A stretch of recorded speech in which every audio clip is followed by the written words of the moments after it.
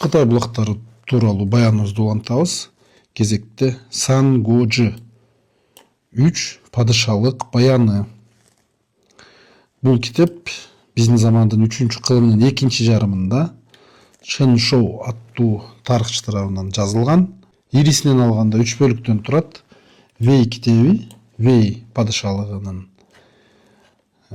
тарыхы, Шу падышалыгынын тарыхы, Шу жана Ушу падышалыгынын тарыхы.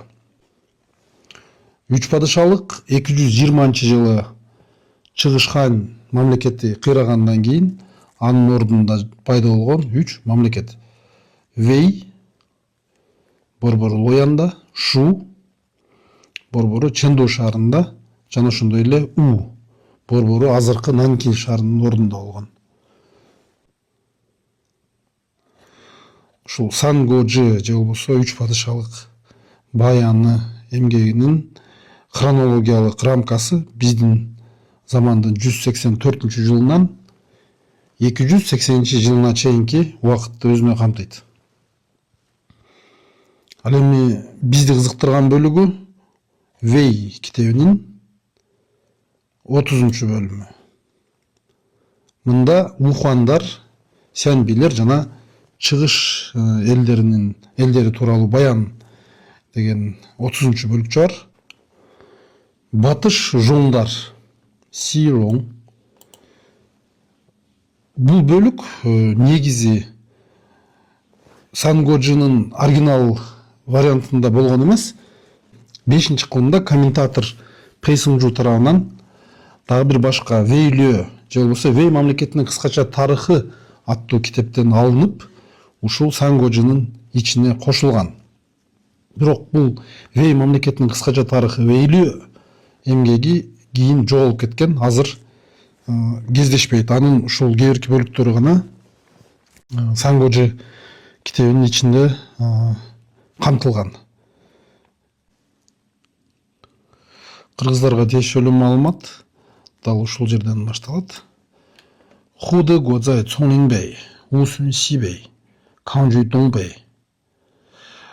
Худы өлкөсү Памирдин түндүк жагында, Усундардын түндүк батыш тарабында жана ошондой эле Кангүй өлкөсүнүн түндүк чыгыш тарабында жайгашкан.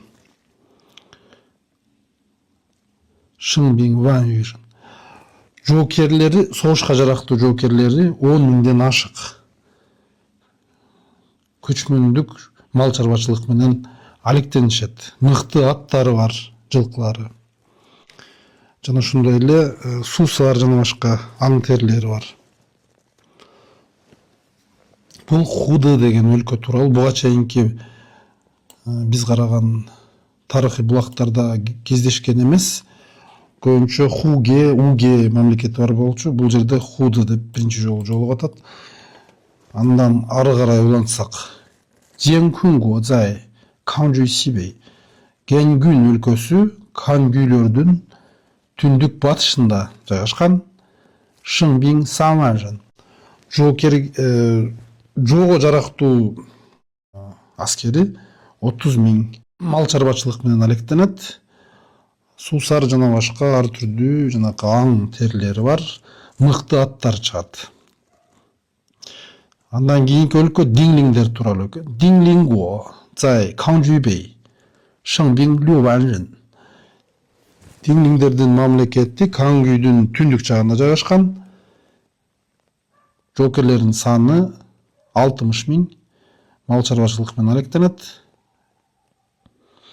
Жана ошондой эле жана тыйынчы чыккандын териси жана башка ар түрдүү аң терилери буларда бар.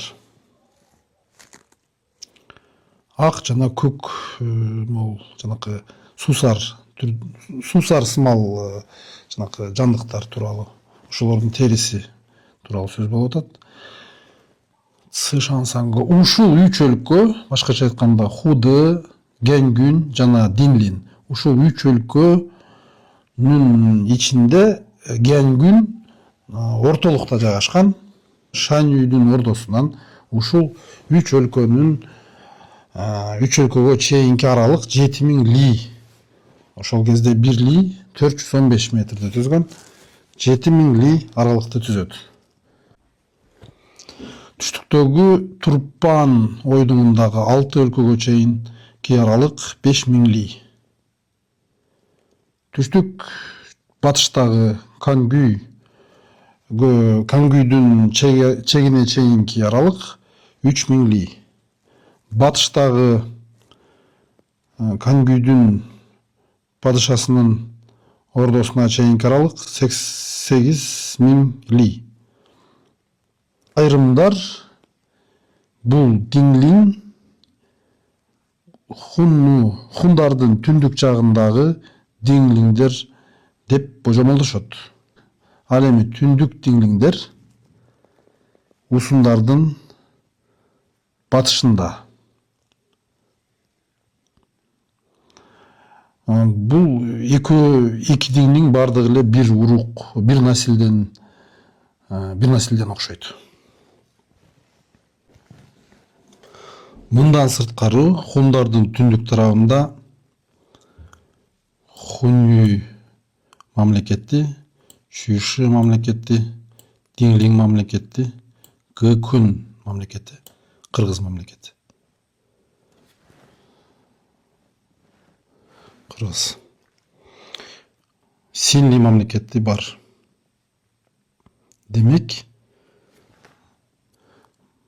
түндүк деңизинин түштүк тарабында, мындайча айтканда Байкал көлүнүн түштүк тарабында дагы Динглиңдер бар. Бирок бул Динглиңдер усундардын батыш тарабындагы Динглиңдер менен бир эмес. Бул фраза Сымачендин Шыжи эмгегинде да бар.